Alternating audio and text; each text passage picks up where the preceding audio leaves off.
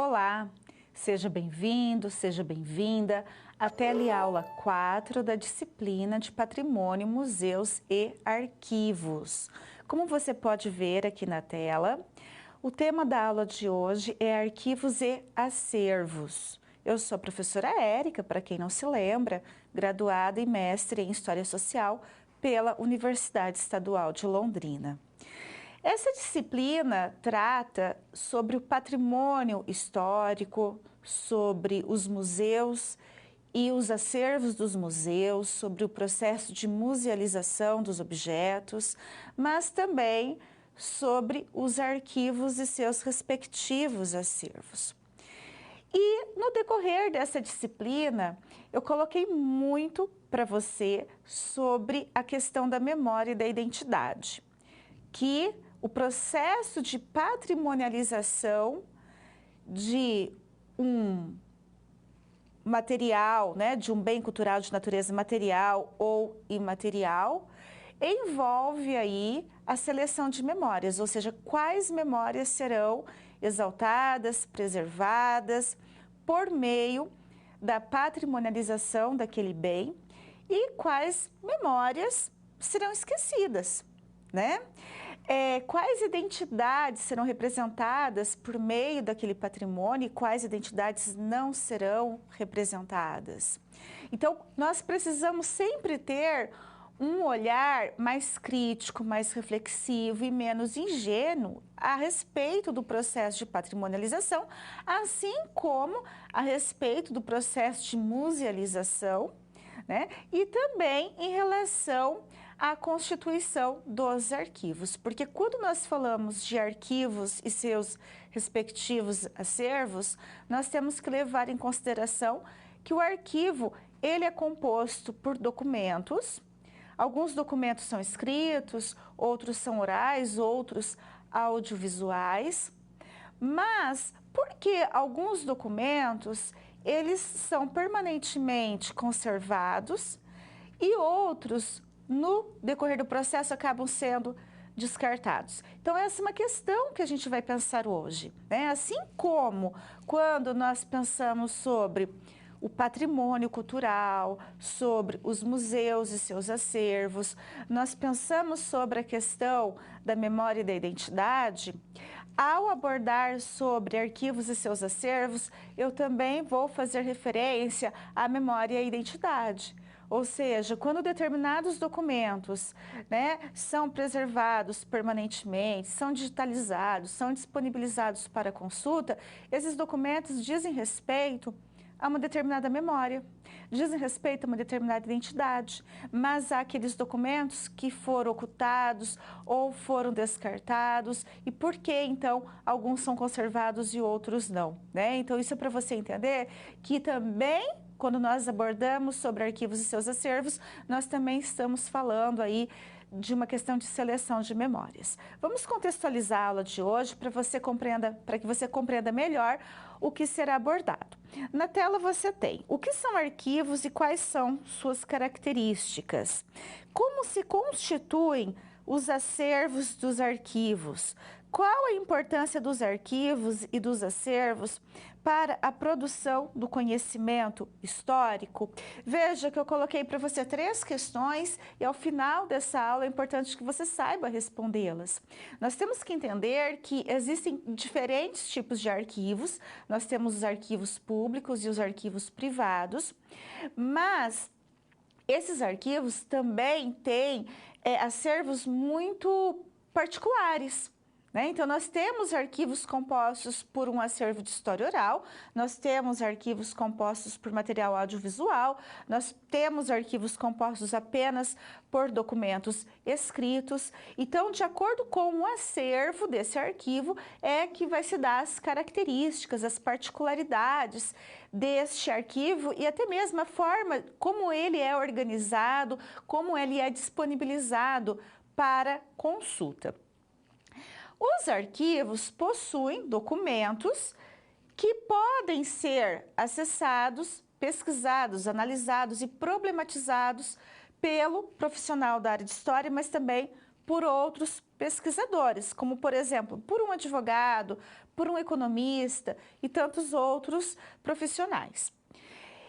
Esses documentos que estão em um arquivo, podemos considerá-los como fontes ou documentos históricos. Então, quando nós tomamos esses materiais para pesquisa na área de história, esses documentos são fontes ou documentos históricos, porque podem trazer informações sobre determinado aspecto político, econômico, social, sobre relações sociais, né? Então, por isso que trata-se aí de um local onde pode ser local de pesquisa para a maioria dos pesquisadores. Eu fecho, assim, essa contextualização.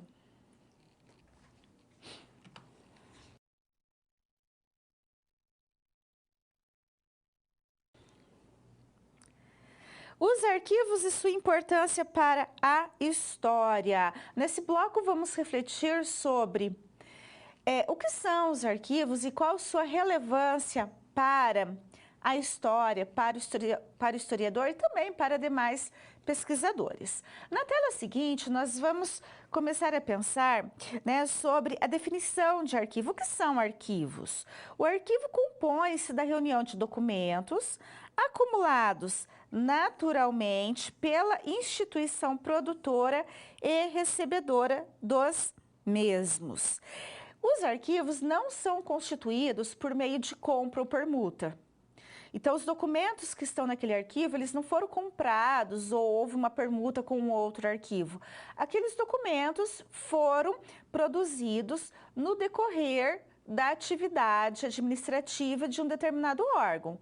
Por exemplo, nós temos o arquivo do Poder Executivo, arquivo do Poder Legislativo, arquivo do Poder Judiciário. Nós temos arquivos eclesiásticos que possuem documentos que, quando analisados, nós podemos entender a dinâmica, as atividades desenvolvidas por uma determinada arquidiocese. Nós temos arquivos cartoriais. Então, há uma série de arquivos, mas você precisa entender que os documentos que ali estão foram produzidos por aquele órgão, né, por aquela instituição. Na mesma tela, local responsável pela custódia, pelo processamento técnico e pelo acesso a fundos documentais. De modo geral, as funções de um arquivo é guardar, conservar, mas também disponibilizar aquela documentação, né, para quem estiver interessado em desenvolver algum tipo de pesquisa. No próximo slide, nós temos concepções de arquivo e pesquisa histórica. Vamos compreender como que se deu a constituição dos arquivos, né? E vamos começar pelo século XIX. Nós temos que lembrar que lá no século XIX, os documentos que realmente tinham valor, que eram vistos como prova irrefutável da verdade, eram os documentos escritos. Então, no século XIX, os primeiros arquivos que foram se formando, né, e inclusive eles nem tinham essa conotação de arquivo público, mas eram arquivos que tinham papéis, que tinham documentos, e a maior parte desses documentos eram relacionados ao Estado. Nós temos que levar em consideração também que lá no século XIX, os historiadores positivistas colocavam que os documentos, as fontes, né, históricas que podiam ser consultadas eram os documentos escritos. Então, naquela época, um documento audiovisual, né, ou melhor, uma fonte oral ou um documento visual, como uma fotografia, não era levado em consideração pelo historiador, não era tomado para análise ou para pesquisa. Naquela época, o documento escrito prevalecia como fonte que pudesse trazer a verdade a respeito do fato estudado. Então, naquela época, os historiadores analisavam, buscavam muito por cartas, testamentos, tratados de paz, esse tipo de documento que era analisado pelos historiadores daquela época. E vai ser um momento, então, que os arquivos são constituídos principalmente por documentos escritos. Na tela você tem, então, as características desses arquivos no século XIX. Os arquivos cumprem o papel de salvaguarda de documentos, ou seja, vão guardar e proteger aqueles documentos que faziam referência à memória, né?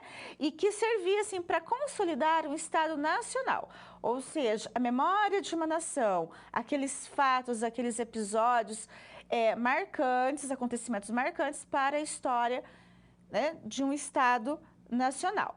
Esses arquivos, então, eram compostos principalmente por documentos de teor político. Na mesma tela, você tem um outro aspecto dos arquivos no século XIX.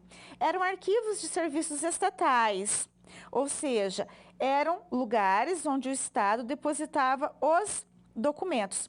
E vai ser ainda no século XIX, tá, que esses arquivos de serviços estatais vão ganhar a conotação de arquivos públicos e, aos poucos, as pessoas passaram a ter acesso a esses documentos.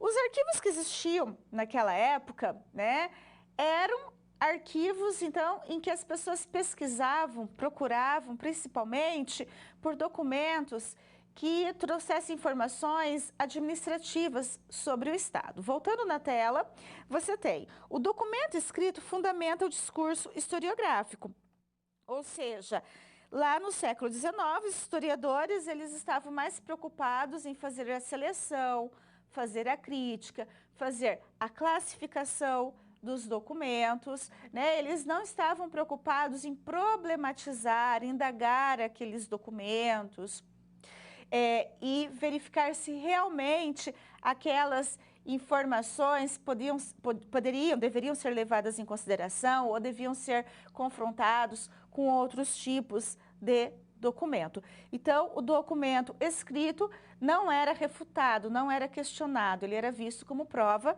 da verdade. Por isso que esses arquivos com documentos escritos, né, eles eram tão importantes naquela época, porque esses documentos eram vistos como algo, como papéis que continham a verdade em relação ao Estado, em relação aos acontecimentos.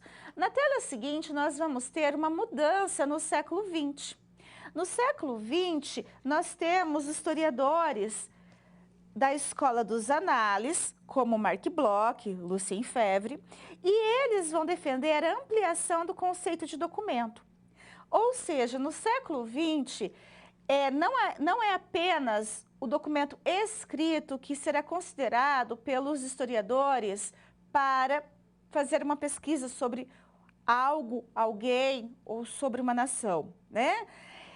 Os historiadores da Escola dos Análises vão defender a ampliação do conceito de documento. Ou seja, eles levam em consideração que outros objetos, que outras coisas podem trazer informações sobre determinada situação que aconteceu na sociedade, seja uma situação social, política, econômica, desde que o historiador saiba interrogar esses documentos. Então, a fotografia, a literatura e tantos outros materiais passam a ser utilizados, né, e analisados pelos historiadores. Na mesma tela, você tem: os arquivos não são instituições neutras. Revelam e guardam, omitem e silenciam. Então, é no século XIX que os historiadores começam a questionar essa ideia de verdade que existia nos documentos escritos que faziam parte dos acervos dos arquivos, né? Eles começam a levar em consideração que aqueles documentos traziam várias informações, mas os historiadores deveriam saber interrogar aqueles documentos. Os historiadores deveriam pensar sobre situações que não estavam registradas naqueles documentos. E deveria se considerar também que, por que aqueles documentos foram guardados e outros foram descartados? Por que não havia nada escrito sobre outras situações? Por que não havia nada registrado sobre outros eventos históricos, sobre outros fatos, sobre outros acontecimentos, sejam relacionados a aspectos econômicos, sociais ou políticos de uma sociedade? Então, é no século XX que, né, os historiadores eles começam a pensar sobre esses documentos escritos que faziam parte dos acervos dos arquivos e leva em consideração que esses arquivos não são neutros, que esses arquivos podem revelar algumas informações que estão ali registradas em seus documentos, documentos esses que foram conservados, mas podem silenciar outros fatos. Por quê? Porque há documentos que foram descartados, há situações que não foram registradas em documento algum. Eu fecho assim esse bloco.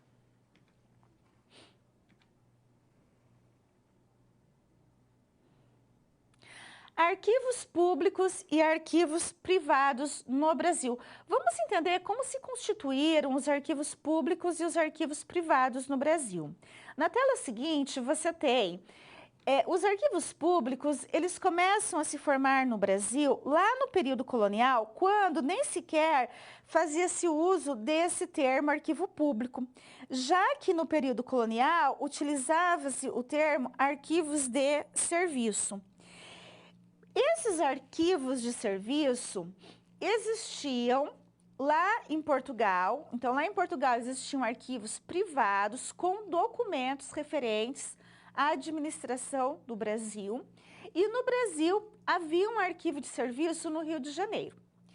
Esse arquivo não era aberto ao público, ou melhor, não era tão procurado pelo público. Quem procurava os documentos que estavam no arquivo lá no Rio de Janeiro, eram pessoas que desenvolviam alguma atividade administrativa e buscavam documentos referentes a essa atividade realizada, ou procuravam documentos relacionados à possessão de terras. Tá? Então, lá no período colonial já existia um arquivo no Brasil? Sim, né? Mas era esse arquivo de serviço e não existia uma política de preservação, de organização desses documentos. Ainda na mesma tela, você vai ter, lá no século XIX e XX, nós vamos ter uma mudança. Lá no século XIX, em 1824, veja só, 2 anos depois da proclamação da independência, tem a criação do Arquivo Público do Império, tá? Lá no Rio de Janeiro. E esse Arquivo Público do Império, ele já foi criado, organizado de forma intencional, com a intenção de consolidar o Estado Nacional, porque esse arquivo passou a reunir documentos referentes ao Estado Nacional, à administração do Estado, ao governo. Então, eram documentos de teor político. Mais tarde, voltando na tela, em 1930, o Arquivo Público do Império passou a ser chamado Arquivo Nacional. Então, hoje, ele ainda existe, mas com essa denominação de Arquivo Nacional. Apenas em 1991, então nós já vamos estar aí no final do século XX, é que vai ser criada uma lei, que é a Lei 8.159, que vai dispor sobre a política nacional de arquivos públicos e privados.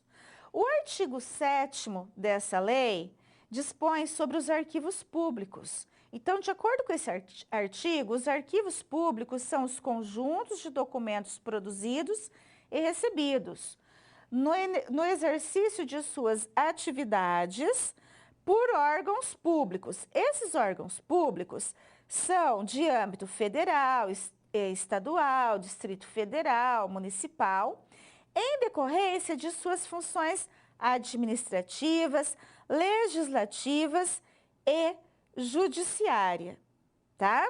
Então, veja só, o arquivo público, ele é constituído por um documento que é elaborado ali no decorrer da atividade de um determinado órgão público, né? No decorrer da atividade administrativa daquele órgão. Na mesma tela, você tem a documentação dos arquivos públicos pode ser classificada como arquivo corrente, intermediário ou permanente. Qual é a diferença aí entre essa documentação corrente, intermediária e permanente? O arquivo corrente é aquele arquivo cujo documento está sendo usado no dia a dia. Então, por exemplo, se a gente for pensar no arquivo do Poder Judiciário, o arquivo corrente, ele é composto por aquele documento que no dia a dia está sendo consultado, né? Toda hora as pessoas precisam pegar, então ele não está guardado lá no fundo do arquivo, né? São documentos que precisam ser consultados, manuseados no decorrer do trabalho do Poder Judiciário. Daí nós temos aquele arquivo intermediário. Esse arquivo intermediário já é composto por aqueles documentos que não são tão utilizados no dia a dia, né? Então, alguns desses documentos, o órgão conclui que são documentos que não são importantes, que podem ser descartados. Então, nessa fase aí do arquivo intermediário, alguns documentos chegam a ser descartados, porque entende-se que não vai precisar, realmente não vai precisar, né? E que não precisa guardar para que futuramente seja usado em pesquisa, porque não é tão importante assim. E daí nós temos o arquivo permanente. O arquivo permanente é composto por aqueles documentos que já não são mais utilizados no dia a dia do funcionamento daquele órgão, tá? Mas são documentos importantes, precisam ser guardados, seguindo determinados critérios, precisa passar, né, por todo um programa de conservação.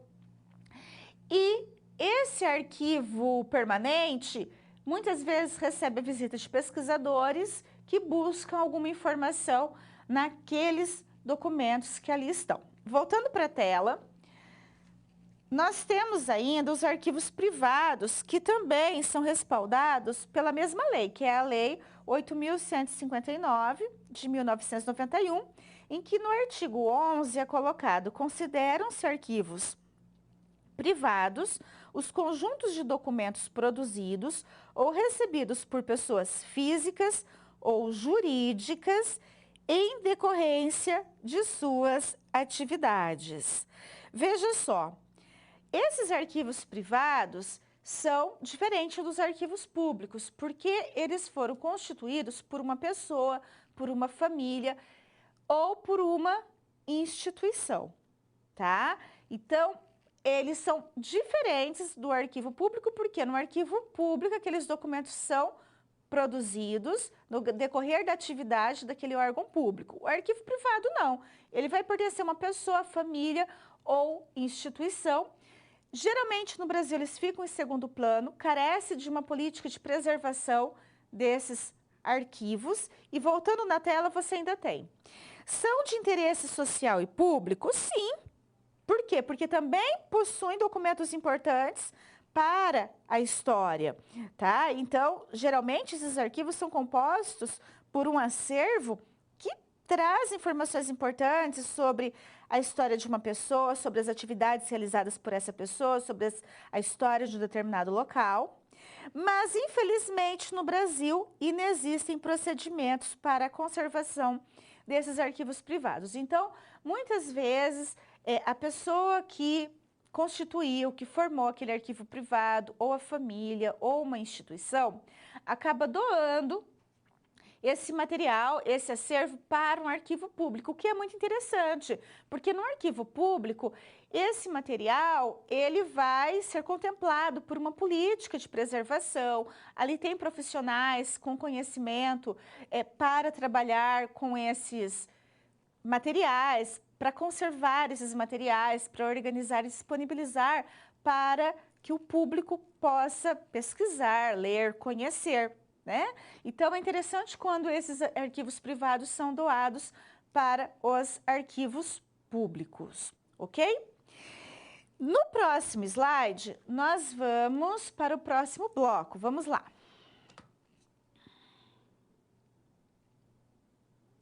Documentação arquivística e pesquisa histórica.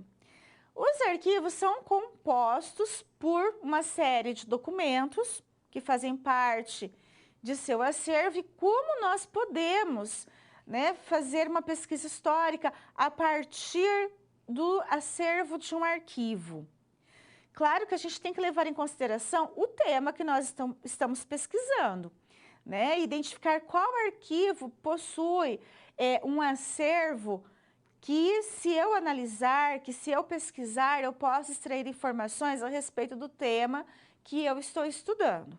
Vamos para algumas situações que eu coloquei nesse bloco para você. Na tela seguinte, nós temos a importância da documentação arquivística. Qual a importância do documento de arquivo? Ele é um testemunho da organização e funcionamento da instituição a qual pertence. Como eu já coloquei para você no início dessa aula, um arquivo eclesiástico, se eu analisar os documentos de um arquivo eclesiástico, eu vou entender as atividades desenvolvidas por aquela arquidiocese. Se eu analisar documentos do Poder Judiciário, né, do arquivo público do Poder Judiciário, eu vou identificar ali situações de grupos sociais com a justiça, como essas pessoas são tratadas pela justiça. Então, quando eu analiso os documentos de arquivos públicos, principalmente, né, eu identifico ali a atividade que aquele órgão desenvolvia, como desenvolvia as diferentes situações relacionadas àquele órgão.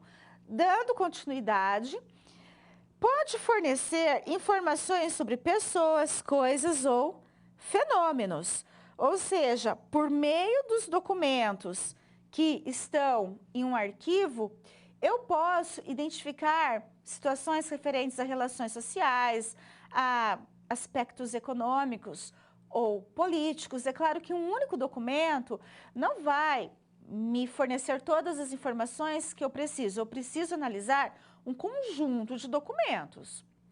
Ainda na mesma tela, possibilitam reflexões sobre acontecimentos que remetem a contextos específicos. Eu preciso levar em consideração em que contexto aquele documento foi produzido, em que época, em que lugar.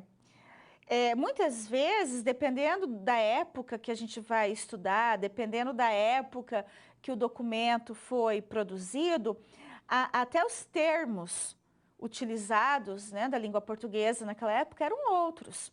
Um exemplo são os autos de querela, que eu trouxe para você. Então, na tela você tem aqui o exemplo dos autos de querela. Esses autos de querela são, na verdade, documentos do Poder Judiciário, ok? Querela significa o quê? As queixas ou denúncias que eram feitas lá no século XVIII, século XIX, ao juiz. E o Arquivo Público do Estado do Ceará, dentre os documentos que existe ali, nós temos os autos de querela, que contêm informações referentes às queixas que ocorriam na região do Ceará nos séculos XVIII e XIX. Queixas tais como roubo, assassinato, adultério. Então, se a gente fizer uma pesquisa nos autos de querela que estão no Arquivo Público do Estado do Ceará, nós podemos identificar a relação que os grupos sociais tinham com a justiça, como que essas pessoas eram tratadas pela justiça. Por exemplo, você quer fazer uma pesquisa para verificar se havia feminicídio no Ceará lá no século XIX, no século XVIII. Você pode recorrer aos documentos que estão no Arquivo Público do Estado do Ceará. Você vai pesquisar, né, nesses documentos aí que são os autos de querela. É um exemplo, né, de acervo de um arquivo público que pode ser tomado para estudo por um historiador que está pesquisando algo referente à relação dos grupos sociais com a justiça no século XVIII e XIX. Outro exemplo que eu trouxe para você, está na tela seguinte, são os documentos acerca dos processos migratórios. É um segundo exemplo que eu coloquei aqui. Sobre processos migratórios, existem vários arquivos no Brasil que têm documentos sobre processos migratórios. Eu trouxe para você o Arquivo Nacional. Então, você pode pesquisar no Arquivo Nacional, indo pessoalmente até lá, mas existe a possibilidade de você encontrar uma boa parte de documentos digitalizados. Então, pelo site do Arquivo Nacional, você tem acesso a documentos digitalizados para desenvolver uma pesquisa aí sobre o processo de imigração.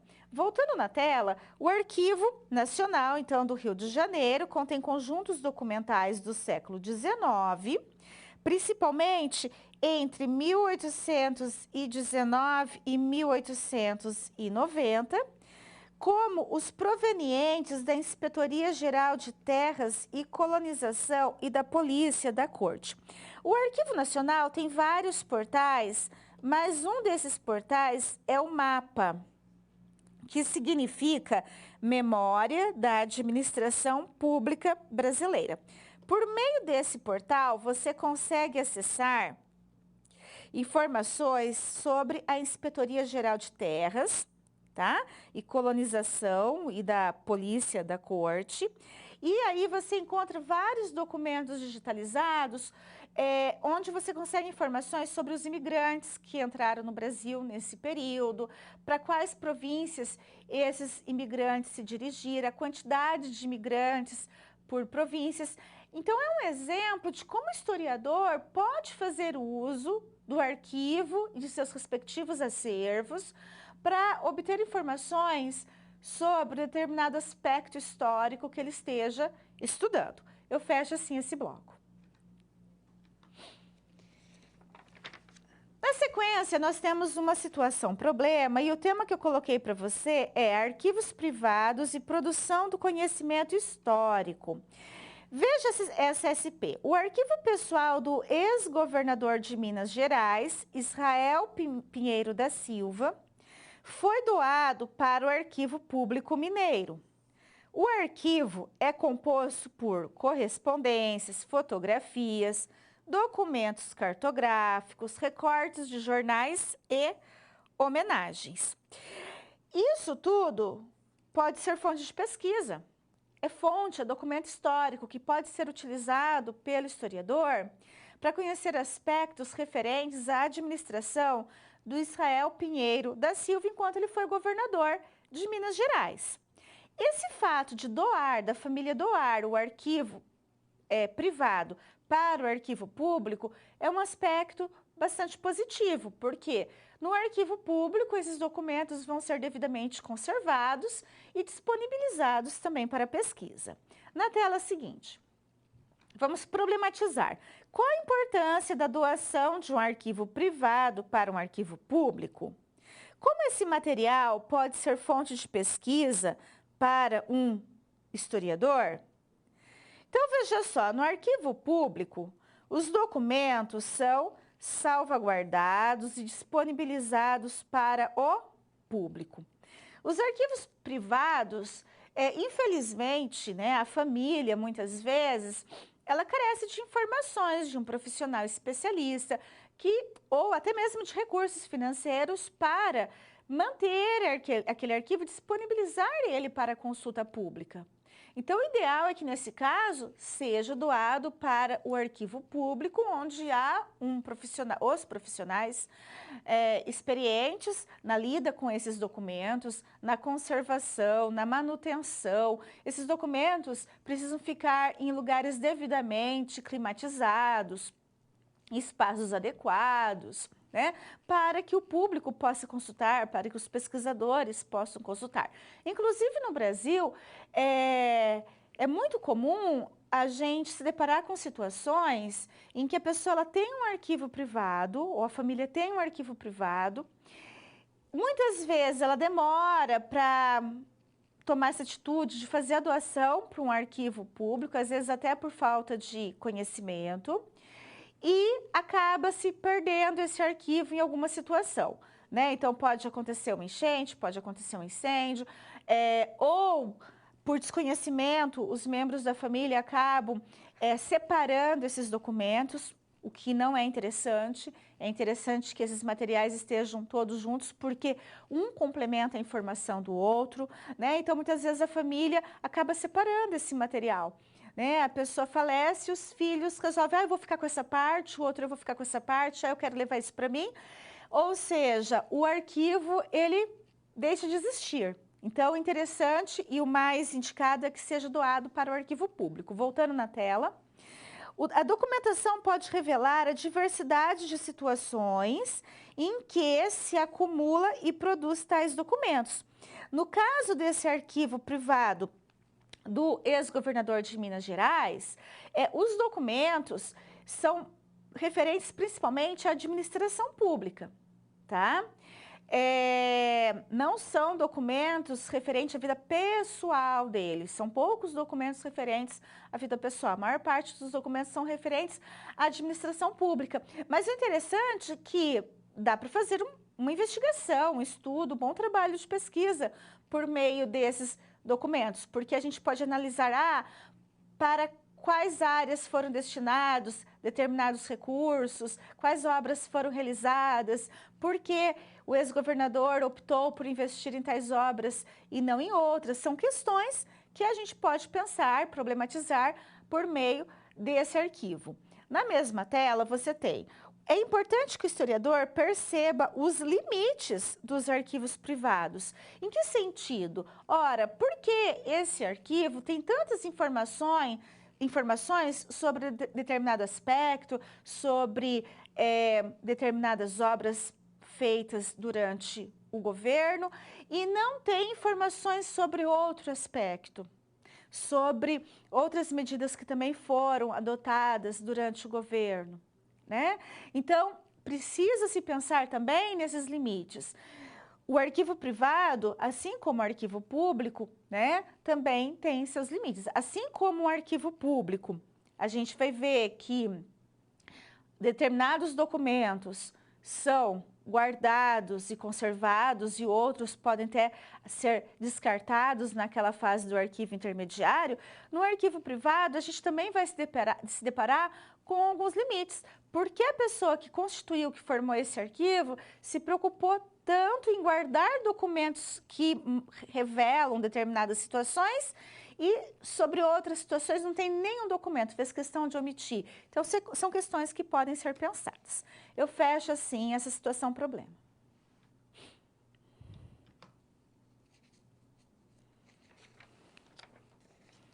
Qual é o papel dos arquivos na constituição do conhecimento histórico? Temos um momento de interação e eu gostaria que você pensasse sobre essa questão, tá? 3 minutinhos para você pensar e eu já retorno para comentar.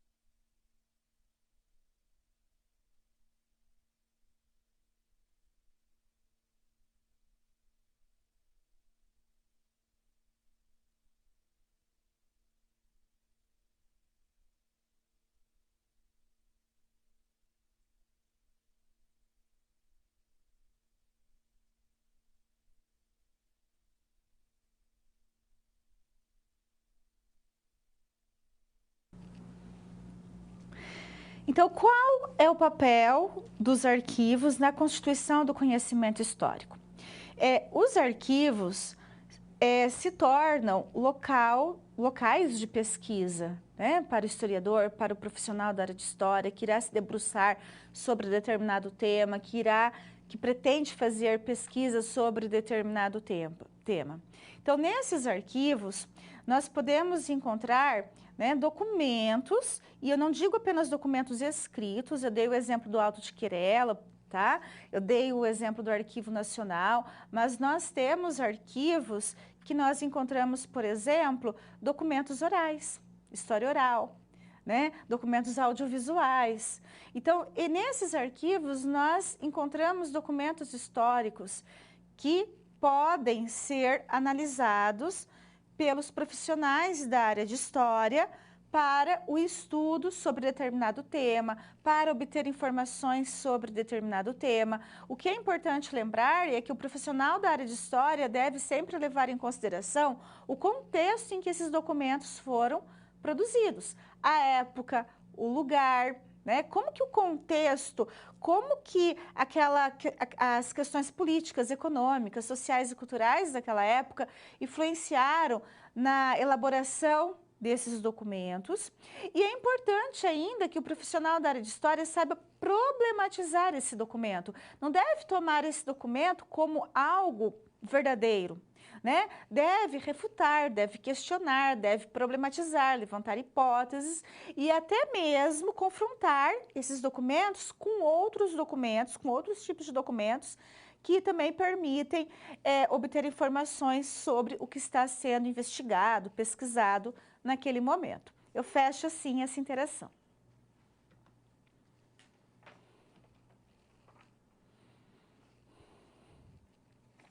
Acervos de história oral e acervos audiovisuais. Como eu coloquei para você, os arquivos, né, existem diferentes tipos de arquivos, como os arquivos públicos e privados, mas esses arquivos possuem também diferentes tipos de acervos. E nós temos aqueles arquivos que possuem um acervo com história oral ou acervos audiovisuais. E esses arquivos, eles são organizados de uma forma muito própria, né? Porque já que eles não são compostos por documentos escritos, né? São acervos de história oral, ou seja, com um acervo sonoro que pode ser ouvido, ou com materiais audiovisuais. Então, o tipo de acervo que há nesse arquivo vai marcar também a forma como ele é organizado, como ele é conservado, né? Não se conserva um acervo audiovisual da mesma forma que você conserva um acervo com documentos escritos. Então, tem a questão da climatização, tem a questão do espaço, tem a questão dos profissionais que vão lidar com esse acervo, né? Que precisa de técnicos especialistas em lidar com o audiovisual. Então, todas essas questões vão impactar a forma de organização dos acervos. Nesse momento, nesse bloco, a gente vai voltar nossas atenções para o acervo oral e audiovisual. Então, voltando para a tela, você tem a história oral, os acervos de história oral. Quando nós falamos de acervos de história oral, a gente tem que levar em consideração que a história oral é uma metodologia de pesquisa e formação de fonte que surge lá nos anos 1960. Então, nos anos 1960, muitos grupos sociais, né, havia aqueles grupos ditos marginalizados, considerados marginalizados, que não registravam de forma escrita as suas experiências, e membros desses grupos passaram a ser protagonistas porque eles foram entrevistados, tiveram depoimentos coletados por historiadores. Então, historiadores, outros profissionais começaram a escrever sobre a história, sobre as experiências vivenciadas por esses grupos, como coletando entrevistas e depoimentos. E aí a gente tem, então, o surgimento dessa metodologia que é a história oral. No Brasil, a história oral ela vai se tornar muito conhecida a partir dos anos 1970. Então, é a partir de 1970 que a gente vai ter um grupo de historiadores se debruçando, se dedicando a trabalhar com entrevistas e com coleta de entrevistas e depoimentos. Essas entrevistas e depoimentos vão se tornar fontes ou documentos históricos, né, que passam a ser analisados, estudados em relação a algum tema. Voltando na tela, você tem. A história oral consiste na realização de entrevistas gravadas com indivíduos que participaram ou testemunharam acontecimentos. Claro que a gente tem que levar em consideração também os limites. Assim como o arquivo privado tem seus limites, a história oral também tem seus limites. A gente tem que levar em consideração que quando uma pessoa é entrevistada ou ela dá um depoimento, muitas vezes ela vai falar sobre o que ela lembra, né? Ou o que para ela convém lembrar. Ela vai falar a partir do ponto de vista dela. Muitas vezes ela pode dar uma entrevista ou um depoimento também impregnado de emoções, né? Às vezes ela vivenciou um fato, como por exemplo, ela foi torturada na época da ditadura militar. Então, é claro que a entrevista, o depoimento concedido por essa pessoa vai estar também impregnado por emoções. Né? Tem as memórias traumáticas que essa pessoa traz, que essa pessoa carrega com ela. Então, são questões que a gente deve levar em consideração, são as particularidades da história oral que devem ser consideradas pelo profissional da área de história que irá trabalhar com esse tipo de fonte. Eu trouxe para você 2 exemplos de acervos de documentos de história oral. Na tela seguinte, você tem o primeiro deles, que é o acervo de entrevistas do Programa de História Oral do Centro de Pesquisa e Documentação de História Contemporânea, que é o CPDOC. O CPDOC, tá? Ele é especializado em temáticas voltadas à história contemporânea. No CPDOC, a gente encontra vários acervos. Um desses acervos é o acervo formado por entrevistas, ou seja, pela história oral. Existe aproximadamente, ou um pouquinho mais que 1000 entrevistas nesse acervo de história oral do CPDOC, separadas por diferentes temáticas. Uma dessa temática é 1964 e o regime militar. Então, quando você acessa o site do CPDOC, né, e entra lá no acervo de história oral e vai nessa temática 1964 e o regime militar, você vai encontrar algumas entrevistas e depoimentos dados por pessoas que vivenciaram, né, situações referentes à ditadura militar. Então, a gente vai ter entrevistas ali de pessoas que foram torturadas, mas também de pessoas que, de alguma forma, foram levadas, né, para a delegacia, para ter um depoimento coletado, e não chegaram a ser torturadas, né, pessoas que tiveram familiares que foram vítimas aí da ditadura militar. Então, nós vamos ter ali diferentes tipos de entrevistas, é um material sonoro, né, e que também foi transcrito, ou seja, tem a pergunta e tem a resposta, então você consegue ler. Quem desenvolveu esse trabalho de entrevistar, de coletar o depoimento dessas pessoas, depois também transcreveu, né? Pediu para que fosse transcrito. Então, esse material está transcrito, o que fica mais fácil de você também identificar ali, né, esse trabalho feito. Você consegue ver a pergunta e a resposta dada pelo entrevistado. Ainda na mesma página, nós temos o acervo de história oral do Laboratório de História Oral e Imagem, chamado LABOI, da Universidade Federal Fluminense, tá? Olha, a Universidade Federal Fluminense, né, o Departamento de História, desenvolve uma série de projetos, tá? E um desses projetos é voltado à história oral. E nós vamos ter um trabalho ali denominado Memórias do Cativeiro. Eu vou abrir para você conhecer esse site, que é www.laboi.ff.br, tá? Então, veja só, aqui você tem a página inicial do site. Nós temos aqui 3 linhas de pesquisas desenvolvidas pelos profissionais, pelos professores e estudantes, ok?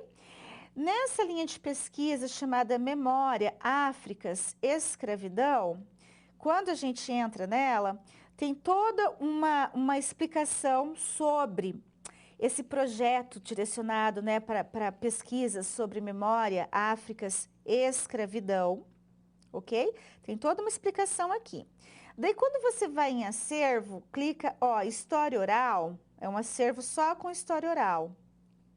Já vai abrir, tá?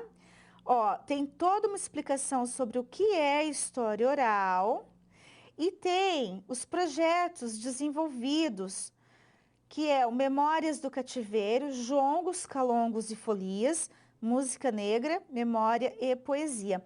Olha, se você clicar em Memórias do Cativeiro, tem os hiperlinks, então, tá?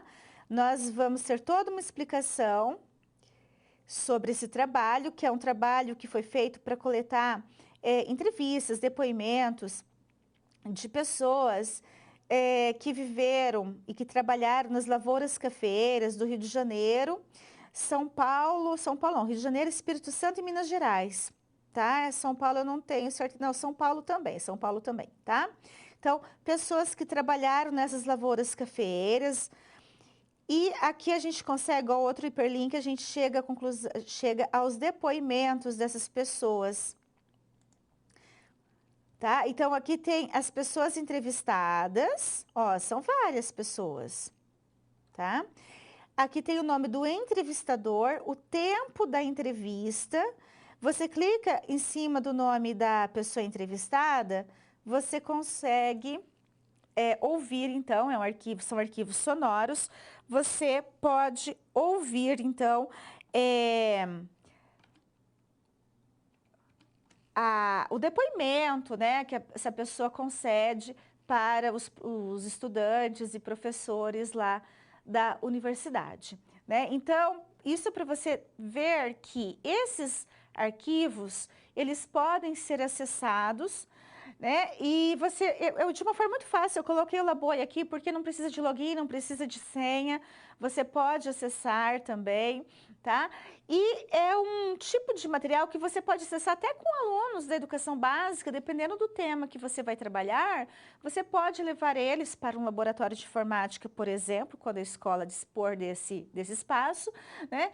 E orientá-los a acessar esses materiais, até para os alunos entender que por meio das tecnologias de informação e comunicação, eles podem acessar e fazer pesquisas históricas em arquivos públicos, em sites de universidades, né, para eles terem essa noção de que esses documentos que estão nos arquivos, que constituem os acervos dos arquivos, trazem informações importantes e que podem ser acessados também pela internet, ok? Dando continuidade, na tela seguinte, nós temos os acervos de documentos audiovisuais. Esses acervos podem ser compostos por cinema, música, programas televisivos e geralmente nós temos acesso através das mídias, né? Através dos meios de comunicação, nós temos acesso a esses materiais. Atualmente, para os historiadores que fazem pesquisas sobre a história do século XX, esses acervos são bastante frutíferos. Então, muitos historiadores recorrem a esses acervos, dependendo da temática, né? Caso esses acervos possam contribuir com informações a respeito da temática que o historiador está pesquisando, ok? Então, muitos historiadores atualmente fazem uso de acervos de documentos audiovisuais para buscar informações a respeito do que estão estudando, só que a gente tem que levar em consideração que é necessário pensar sobre o contexto em que esses materiais foram produzidos, né? Em que contexto um filme, uma música, um programa televisivo foi produzido. Será que o contexto da época, situações sociais, econômicas, políticas, culturais influenciaram, né, na produção daquele material, qual era o objetivo do produtor. Então, são questões que devem ser levadas em consideração. Voltando na tela, você tem, possuem caráter documental e podem e devem ser problematizados. Então, olha só, são considerados documentos históricos. Se fosse lá no século XIX, não, porque lá no século XIX só o documento escrito era considerado pelo historiador. A partir do século XX, quando amplia a noção de documento, né, nós podemos, então, considerar o cinema, a música, programas televisivos como documentos que podem e devem ser problematizados, né, podem ser questionados, podem ser analisados. É necessário ter um olhar crítico para aquele material. Voltando na tela, o material mais preservado é o referente ao cinema nacional. Tá? Então, hoje em dia, carece de uma política de preservação dos documentos audiovisuais. Os mais preservados são aqueles referentes ao cinema. Então, a gente tem a Cinemateca Brasileira, que começou a ser organizada lá em 1940, está situada em São Paulo, fica em São Paulo, e aconteceu um episódio em relação a essa cinemateca, porque lá em julho de 2021, um dos barracões foi destruído pelo fogo, então parte do material da cinemateca também foi destruído pelo fogo. Na mesma tela, a outra é a Cinemateca do Museu de Arte do Rio de Janeiro, tá? O MAM. Então, ali também a gente tem todo o material relacionado ao cinema nacional. Então, como eu já disse, carece, né, falta uma política de preservação voltada aí para esses materiais, falta verbo, falta espaço físico. Muitos desses materiais estão com colecionadores privados, né? Ou instituições como emissoras de TV que ainda têm um arquivo que guardam esses materiais. Eu fecho assim esse bloco.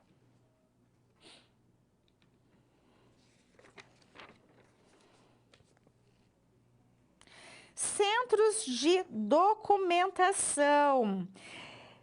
O que são os centros de documentação? Qual a diferença entre um centro de documentação e um arquivo, tá?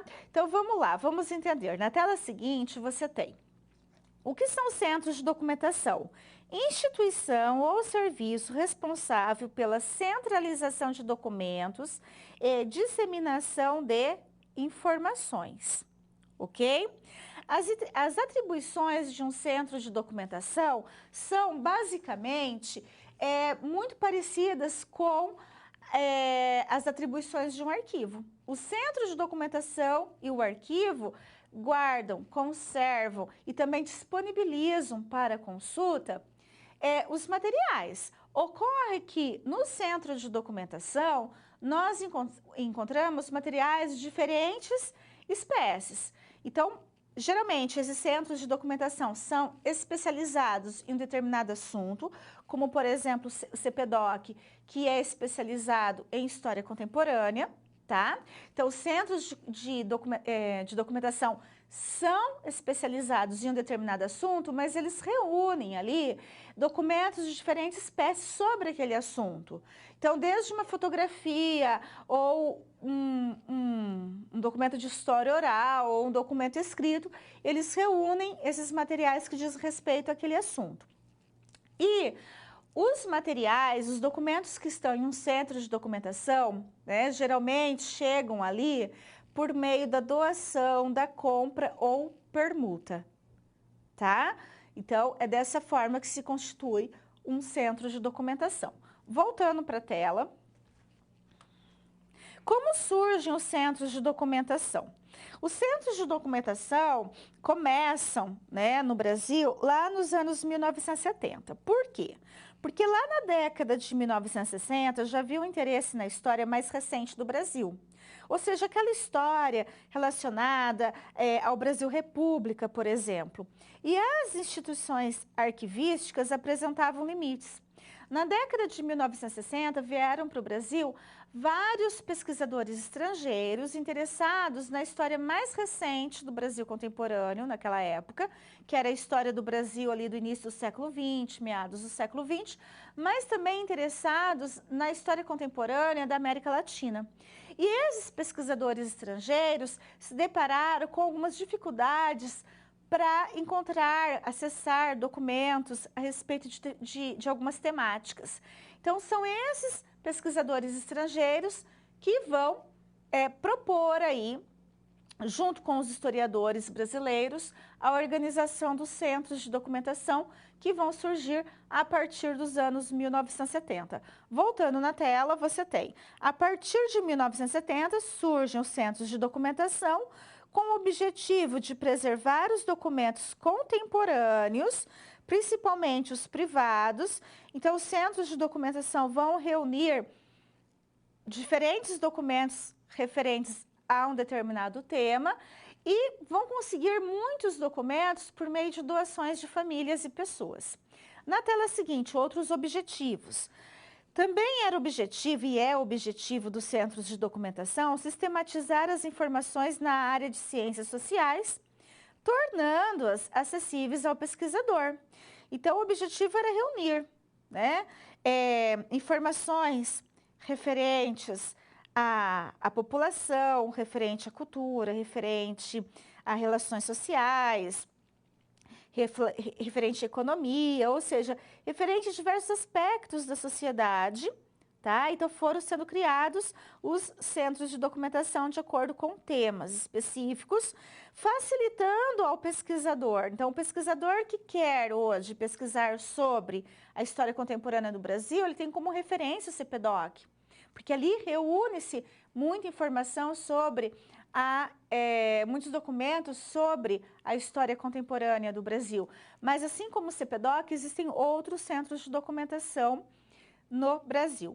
Ainda na mesma tela, você tem preservar, organizar e divulgar os acervos históricos. Acervos esses compostos por uma variedade de documentos. Como eu já disse, documentos escritos, fontes orais, audiovisuais, dentre tantos outros. Exemplos de centros de documentação no Brasil. Nós temos o Centro de Documentação da Unicamp, é um exemplo, tá? E o CPDOC, que você pode acessar por meio desse site, ok? Eu fecho assim esse bloco.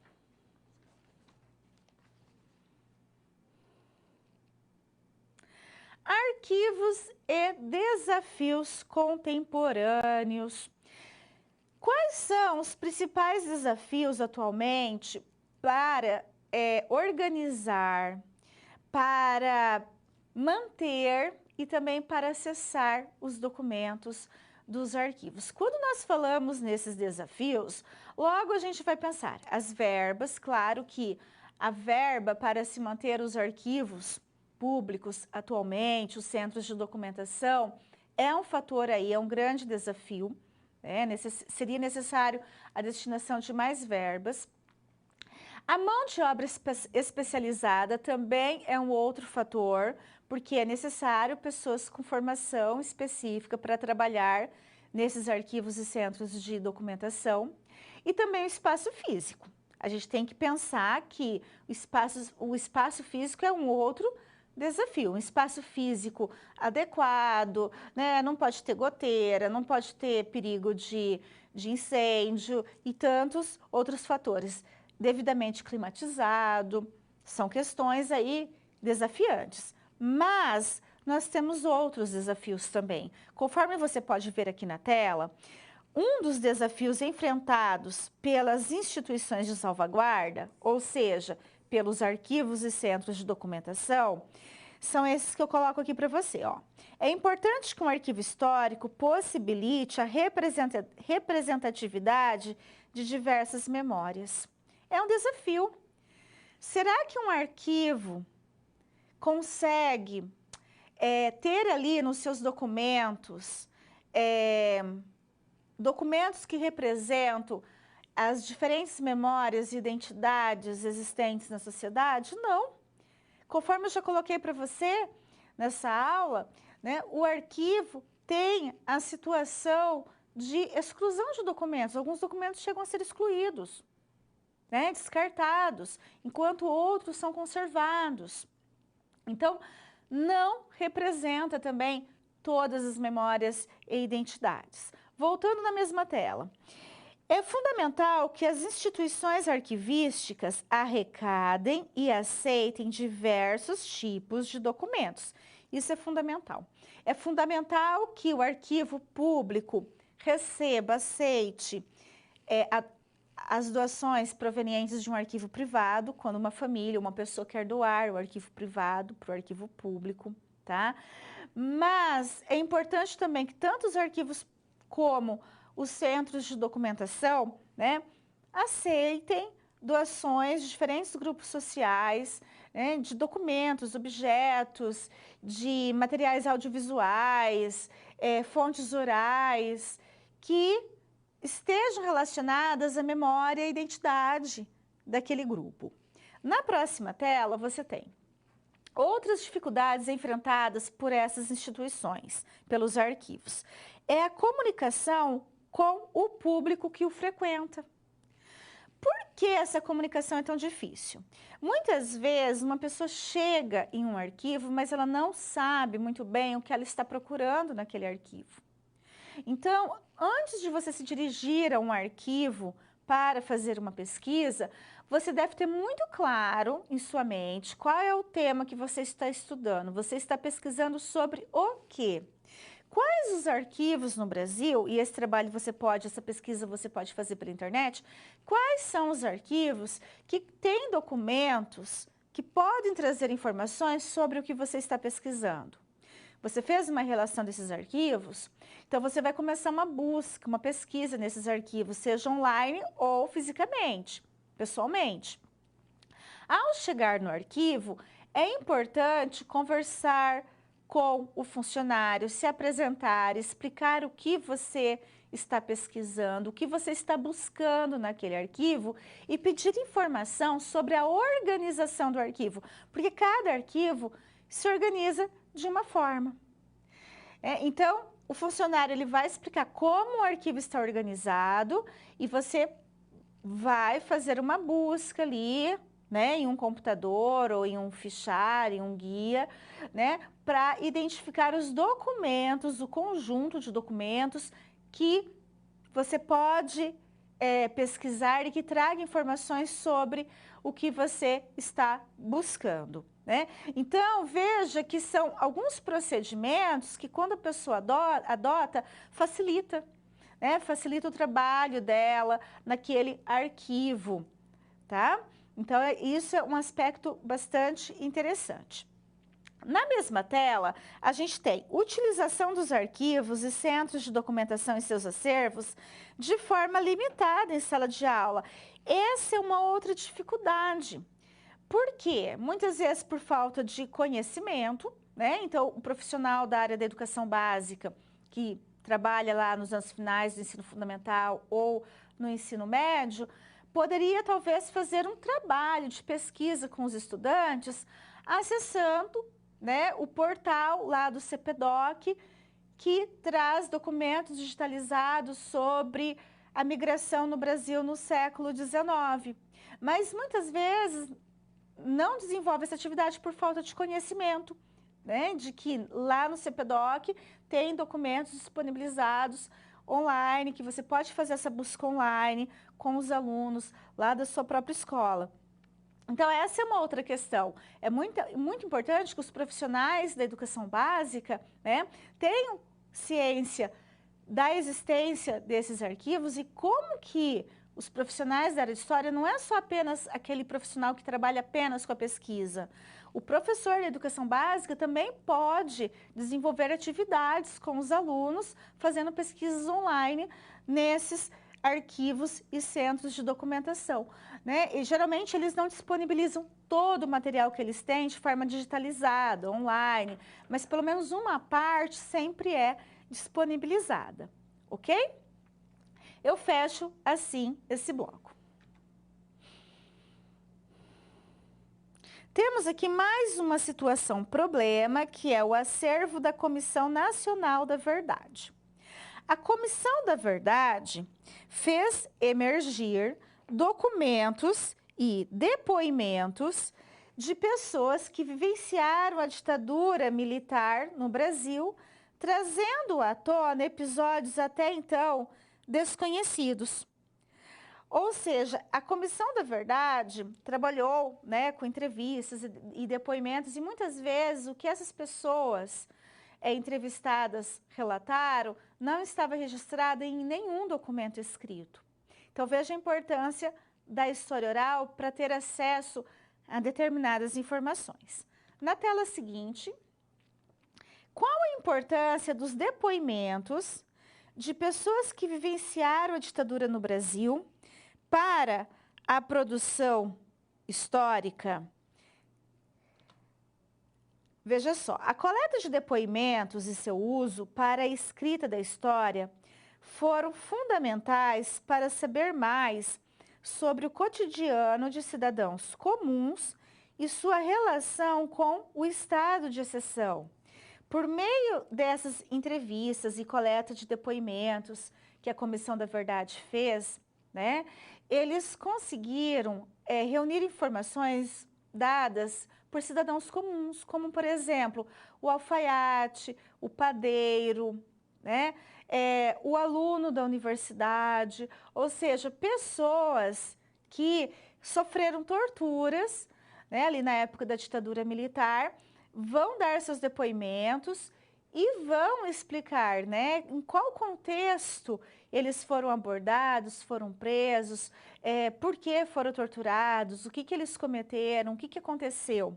Então, são relatos de pessoas comuns, né, que também sofreram as torturas ali na época da ditadura militar. E isso é história oral, né? Essas entrevistas, esses depoimentos é história oral. E temos os acervos de história oral. Então, há aqueles arquivos com acervos de história oral e em alguns desses arquivos, como o CPDOC, que eu coloquei para vocês, né? Temos aí entrevistas concedidas por pessoas que vivenciaram aí e foram também torturadas na época da ditadura militar, ok?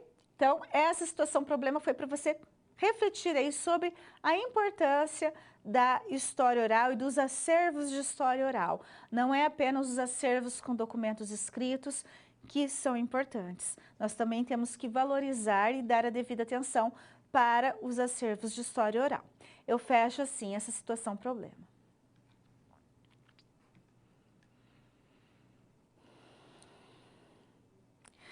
Mais um momento de interação, e nesse momento de interação eu trouxe para você uma questão do ENAD, que foi a prova feita pelos alunos dos cursos de História lá em 2021. Naquele momento, lá em 2021, caiu essa questão na prova. Veja só, o documento não é inócuo, ou seja, não é inocente, tá? O documento escrito, que está lá no arquivo, no acervo do arquivo, ou a fonte oral, a história oral, não é inocente. É, antes de mais nada, o resultado de uma montagem, consciente ou inconsciente, da história, da época e da sociedade que o produziram, mas também das épocas sucessivas durante as quais continuou a viver. Talvez esquecido, lembrando que alguns documentos ficam esquecidos lá no arquivo e nunca, né, são requeridos para pesquisa, durante as quais continuou a ser manipulado, ainda que pelo silêncio. Considerando a visão do autor sobre acervos documentais e memória, avalie as asserções a seguir e a relação proposta entre elas. Veja só a asserção 1. Os documentos representam uma memória verossímil. Verossímil significa o quê? Verdadeira, tá?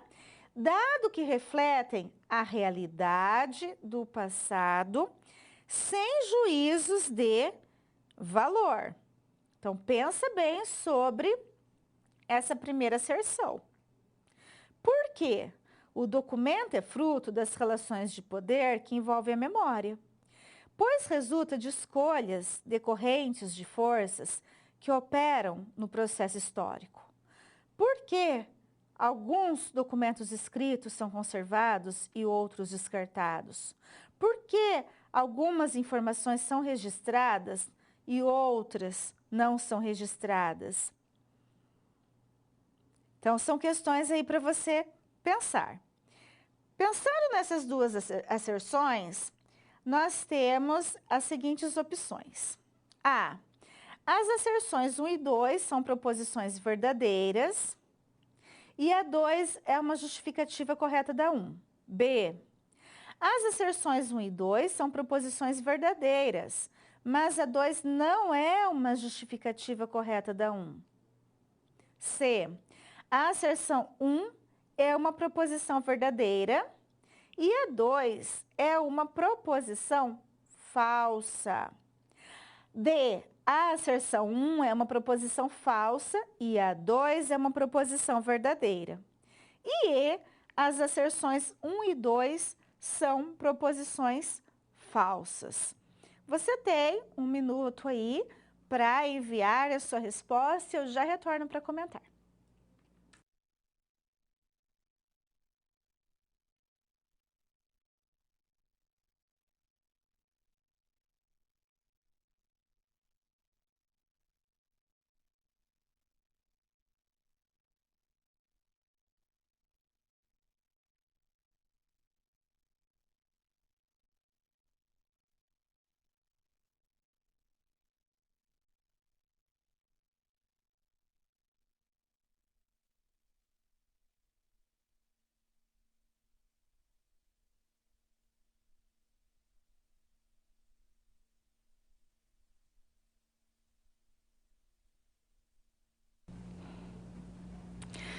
Então, você teve um tempinho para pensar e a alternativa correta, voltando para a tela, é a letra D, em que coloca que a asserção 1 é falsa, tá? Principalmente porque coloca que os documentos representam uma memória verossímil, verdadeira, e não é bem assim, tá?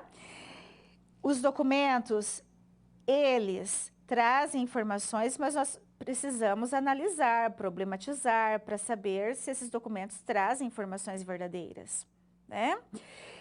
E o documento é fruto das relações de poder? Verdadeira, né?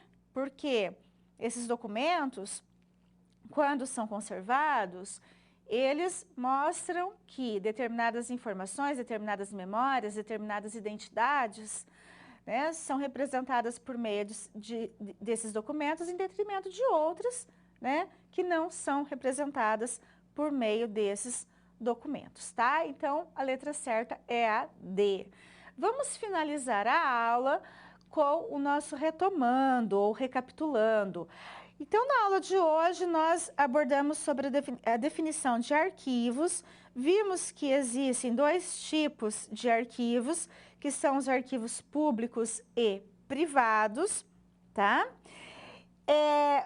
Os acervos dos arquivos são compostos, né, por uma documentação arquivística. No caso do arquivo público, essa documentação arquivística são documentos elaborados no decorrer da atividade daquele órgão, como, por exemplo, os autos de querela, que são referentes ao Judiciário do Ceará. Vimos também sobre os acervos de história oral. Mostrei para você o site do Laboi, né, em que você tem exemplo ali de depoimentos, de entrevistas. Também falei que o CPDOC tem um acervo de história oral, inclusive encontramos ali entrevistas sobre a ditadura militar no Brasil. Temos os acervos audiovisuais que, infelizmente, não são contemplados por uma política de preservação, né? Geralmente esses materiais audiovisuais estão em poder de colecionadores ou de determinadas instituições, mas dei o exemplo de 2 cinematecas que existem no Brasil, uma em São Paulo e outra no Rio de Janeiro, tá? Temos os centros de documentação, que tem uma atribuição muito semelhante à do arquivo, mas os centros de documentação possuem, geralmente, uma temática específica e reúne documentos de diferentes espécies a respeito daquela temática. E falamos ainda sobre os desafios enfrentados pelos arquivos, né? Que além da dificuldade com mão de obra especializada, espaço, verba, ainda há aquela dificuldade referente às pessoas que vão fazer a pesquisa, mas muitas vezes não sabem por onde começar ou o que procurar. Então, esses foram os principais aspectos abordados nessa aula e eu encerro assim essa disciplina.